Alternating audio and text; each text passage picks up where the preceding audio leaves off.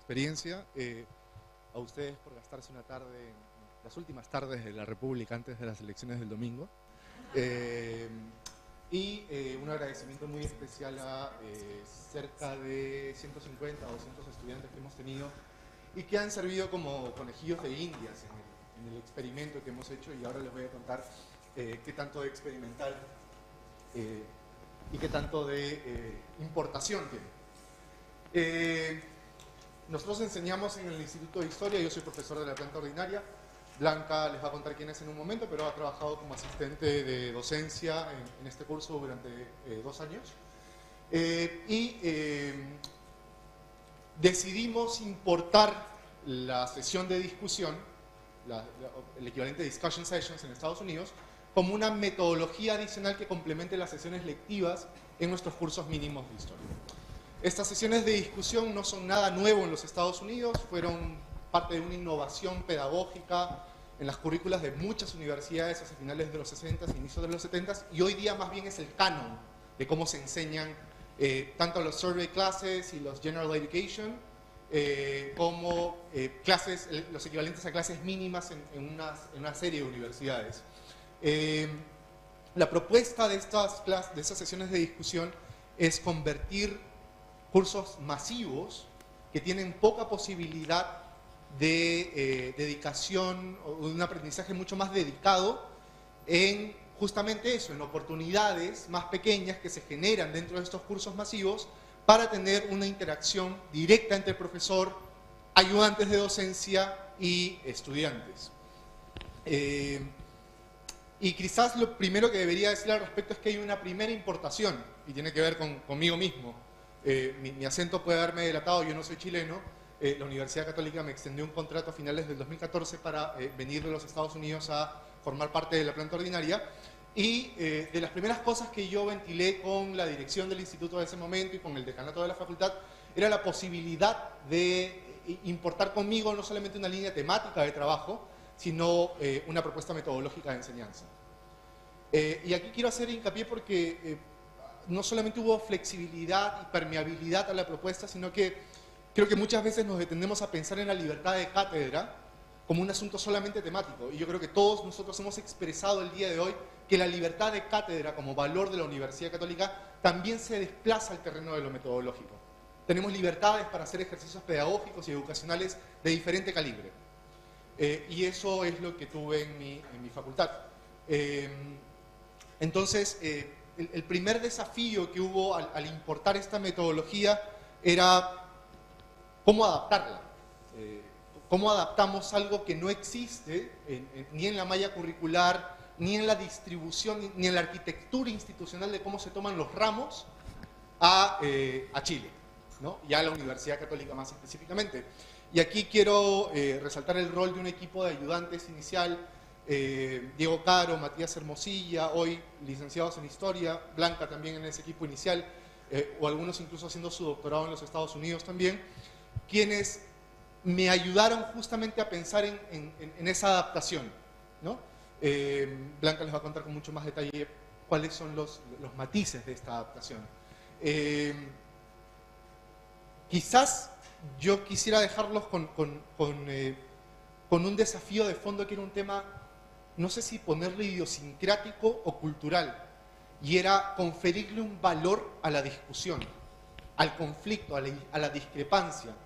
Entender que discrepar es otra forma de aproximarnos. Y por ahí estuvo buena parte del trabajo inicial en la importación de esta metodología. ¿Qué queda? ¿Qué sigue con esta innovación metodológica? De nuevo, la textura de la innovación se las va a contar Blanca en unos minutos. Lo primero es que nos hemos dado cuenta que la metodología funciona. Ya les vamos a contar los resultados específicos que hemos obtenido, tanto cuantitativos como cualitativos, pero la metodología funciona nítidamente. Sin embargo, pese a la acogida que tiene, sí nos hemos dado cuenta de que hay algo de resistencia en el supuesto rigor que presenta la idea de tener, además de sesiones lectivas, sesiones de discusión todas las semanas, que vuelven el aprendizaje muy continuo. y que de nuevo, solamente en apariencia, en un primer momento se ve de manera mucho más rigurosa, por ser simplemente heterodoxa. Entonces, nuestra matrícula, por ejemplo, nunca ha alcanzado el máximo, ¿no? En unos cursos que deberían orbitar alrededor de 85 estudiantes, terminamos teniendo 65, 70, 60 estudiantes. Hay una cosa disuasiva ahí que falta trabajarlo. El segundo punto tiene que ver con una discusión que estamos teniendo, una conversación dentro del Instituto de Historia, con la Comisión Curricular, que tiene que ver con la posibilidad de adaptar esta metodología de sesiones de discusión, quizás por lo menos a otras secciones del curso del siglo XX. Y empezar a pensar en la posibilidad de extenderlo a otros cursos mínimos. Y hay una serie de ventajas que yo creo que se presentan con eso. Una de ellas, por ejemplo, es que la sesión de discusión no solamente centra el aprendizaje en el estudiante, sino que además desarrolla unas competencias docentes en quienes son nuestros ayudantes. Y como testimonio de eso, hoy tenemos estudiantes en el PFP y estudiantes haciendo su doctorado para seguir perfeccionando no solamente sus habilidades académicas, sino docentes también. Y el tercero, y sobre esto sí quiero, sí quiero llamar un poco más la atención, tiene que ver con Banner, ¿no? Cuando se nos presentó la propuesta Banner, cuando se presentó el software que iba a gobernar la toma de ramos, hubo un poco de falta de flexibilidad en decir cómo nosotros podemos tomar provecho de este nuevo sistema. Yo pregunté, de hecho, si es que podríamos diseñar un mecanismo que permita que el estudiante decida a qué sesión de discusión específica quiere ir, que es lo que ocurre en los Estados Unidos con esta metodología. Uno escoge su sesión lectiva y escoge una sesión de discusión que cuadre con su horario. Y la respuesta de los ingenieros de Banner fue que no se podía. Y bueno, esto es falso porque Banner es un sistema usado en todas estas universidades donde la sesión de discusión es completamente medular a cómo se enseñan estos cursos mínimos. Pero es una conversación que tenemos que seguir teniendo. Con esto yo termino mi participación y le cedo la plataforma a Blanca. Bueno, buenas tardes. Yo me llamo... no sé si se escucha. Bien. Me llamo Blanca de la Fuente, soy licenciada en Historia y actualmente el próximo año voy a cursar el curso de PFP, como dijo Javier, gracias a mi experiencia también en este curso. La metodología de este curso es doble, como ya un poco se entendió. Comprende una sesión lectiva y 2 de discusión a la semana.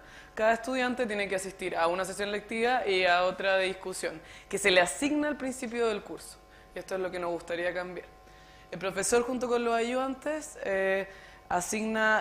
crea entre 4 a 6 grupos de discusión que son dirigidos por el profesor o por un ayudante que se mantienen a lo largo del semestre. El que dirige la discusión, el profesor o el ayudante, tiene la labor de intervenir lo menos posible para que los estudiantes puedan desarrollar su idea, reflexionar, preguntar, criticar y generar su propio pensamiento acerca de la historia en Latinoamérica.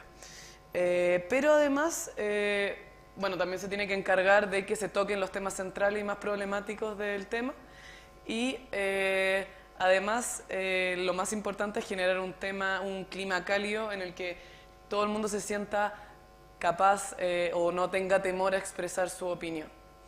En las sesiones de discusión, el estudiante debe dar cuenta de una lectura semanal que tiene que ver con el tema de la discusión, el tema de la clase lectiva de esa misma semana y además te cuenta con fuentes primarias para poder abordar el tema de forma más histórica. Lo más importante es que el estudiante pueda también que se den situaciones de discusión en el que se enfrenten diferentes visiones de un mismo proceso. Y en esto el estudiante puede aplicar los conocimientos de las lecturas, de su conocimiento previo también y también de las clases. ¿Y cuál es la gracia de esto? Uno de los objetivos fundamentales de esta metodología es lograr comprender la discrepancia, el conflicto, el no estar de acuerdo como una de las instancias fundamentales de aprendizaje. El curso pretende generar una reflexión conjunta a partir de del continuo cuestionamiento de la propuesta interpretativa del curso, que es bien específica. Entonces, a través de la discusión constante entre alumno, profesor, ayudante, el estudiante pueda generar una reflexión histórica propia, que se escape un poco de las verdades convencionales sobre el periodo histórico. estudiado. Por último, a mí personalmente me costó mucho la sesión de discusión. No estaba acostumbrada a confrontar mi idea, a ese da vergüenza, y es normal sentir un poco de miedo porque se tocaban problemáticas bastante polémicas, sobre la que es normal no saber expresarse. Pero creo que la instancia me permitió desarrollar mis ideas, complejizarlas, pero también enfrentarlas con posturas que eran totalmente contrarias, con posturas ya sea política, religiosa, ideológica, totalmente contrarias a las mías. Y esto permitió que yo no solo manejara mejor los contenidos, complejizara mejor el momento histórico estudiado, sino que desarrollara un pensamiento histórico que se puede aplicar a lo largo de toda la vida, no solo como en la historia. Entonces el curso, voy más rápido, el curso da habilidades que son transversales, genera habilidades transversales como la expresión oral, también la capacidad de leer críticamente. Creo que yo aprendí a leer como historiadora en este curso. Y que también les sirven a estudiantes que son de otras unidades académicas. En el curso presentamos estudiantes de college, una gran cantidad de educación, extranjeros, entonces les sirve a todos. Pero lo más importante es que el curso otorga la habilidad de pensamiento histórico, en lo que pueden reflexionar a partir de su realidad y reflexionar pueden reflexionar sobre la realidad histórica del presente, del pasado de nuestro país, pero también sobre su propia vida. Los resultados, nos sentimos yo creo muy orgullosos en las 3 sesiones, en las 3 versiones del curso con los resultados. En la encuesta docente obtuvimos las calificaciones más altas a nivel instituto y además vimos un avance progresivo. Por ejemplo, en el rubro metodologías del aprendizaje del estudiante, tuvimos nuestra calificación más baja en la primera versión del curso. Tuvimos un 3.7 el 2015. Y ya el 2017, en la última versión, obtuvimos un 4, que es la nota máxima. Aquí hay algunos de los comentarios. Creo que me parece importante el último.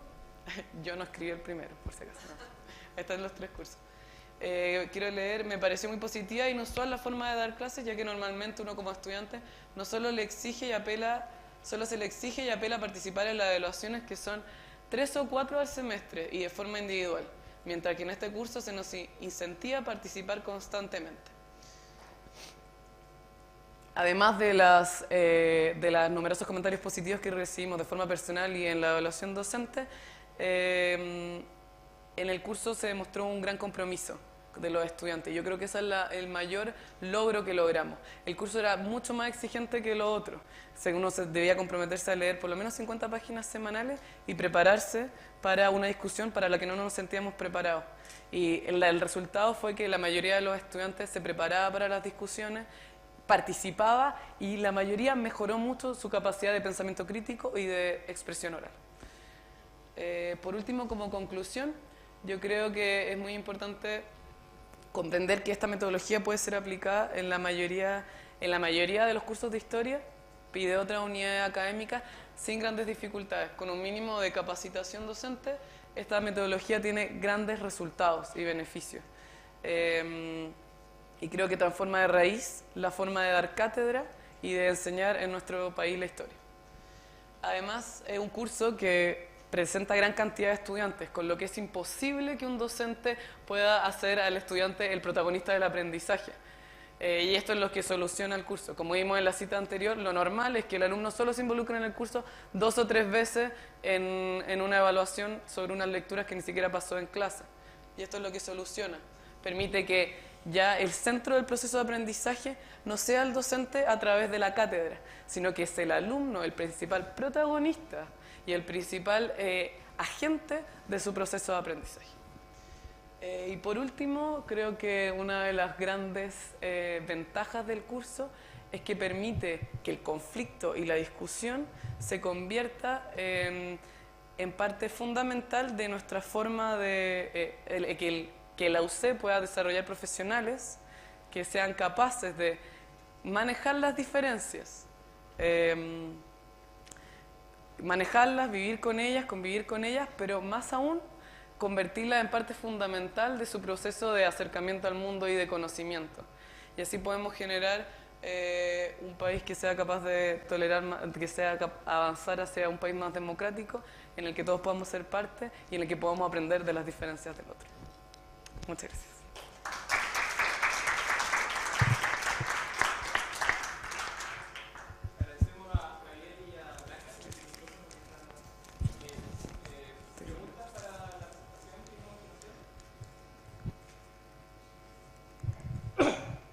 Hola, felicitar primero a los dos colegas, yo soy historiador también,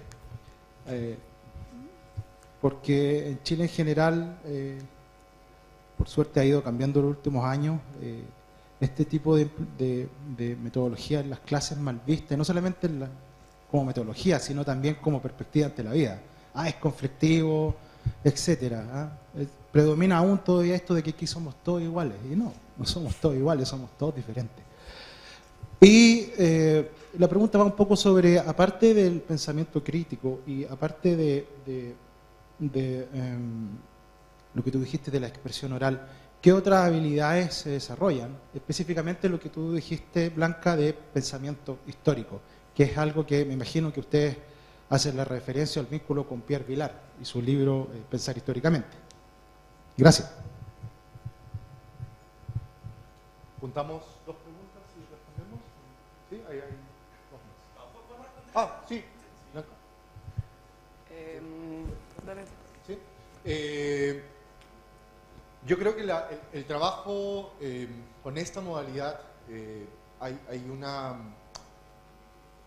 Nosotros apropiamos una lección que prontamente aprendimos en las sesiones del diplomado en docencia del CEDOC, que es un conflicto interno. Es decir, a mí me provoca, a nosotros nos provoca enseñar algo que incomode. Si lo que enseño no incomoda y no los haces moverse en su asiento, no estoy acometiendo ningún resultado. Y a partir de esa incomodidad los movilizamos a expresar y articular por qué aquello que acaban de escuchar o leer los ha incomodado. Eso por una parte, y creo que lo has sentido muy bien. Pero la otra parte es que yo de las cosas, y eso es una visión ya muy personal, de las cosas que mejor he sentido, no solamente en la Universidad Católica, sino en el país, es el alto nivel educativo que tienen sus estudiantes. Son estudiantes muy talentosos. A ese talento, esta metodología le suple disciplina, una disciplina constante de trabajo. Y eso es uno de los mensajes con los que yo abro todas las versiones del curso, y Blanca no me va a dejar mentir. La disciplina termina pagando mucho más que el talento, en el largo aliento. Incluso les pongo algunos símiles sobre fútbol y por qué Alexis Sánchez va a ser mejor jugador que Messi más temprano que tarde. Y es eso, es el hecho de ser disciplinados en el trabajo, de ser constantes y de ser metódicos. Solamente para mencionar otros dos valores que están encerrados en esta metodología. ¿Puedo decir? Yo creo que el pensamiento histórico también se desarrolla más en la práctica. Semana a semana tenemos que ir discutiendo, diferenciando actores, complejizando un momento histórico, y con las opiniones de los otros podemos ir contrastando lo que yo veía muy simple, no es tan simple. Y eso no me sirve no solo en el momento que estamos estudiando, sino que en todo momento, en todos los aspectos de la vida. Y esa es como la En la teología también, bueno, y latinoamericanamente en particular, el tema del conflicto ha sido súper abordado, teología política en Europa. ¿Haces algunas clases introductorias sobre maneras de aproximarse al conflicto? ¿Por qué? Porque una cosa puede ser una cosa más dialéctica, otra cosa puede ser más polar. Baltasar tiene teológicamente una aproximación distinta a la teología latinoamericana de la liberación, pero se hace cargo de las diferencias. ¿Hay alguna introducción para los alumnos, sobre todo como para darles un marco conceptual? O sea, hermenéuticamente también se puede trabajar de manera distinta. Gracias por la pregunta. No lo hemos pensado, y la verdad es que tu comentario me sugiere que quizás sería oportuno no hacer una sesión exclusivamente frente a eso o sobre eso, pero hacerlo mucho más explícito en un conjunto de sesiones que nosotros ya hemos identificado que son delicadas. La revolución cubana es un tema muy sensible, ¿no? El golpe militar es un tema muy sensible, ¿no? La reforma agraria en Chile es otro tema sensible.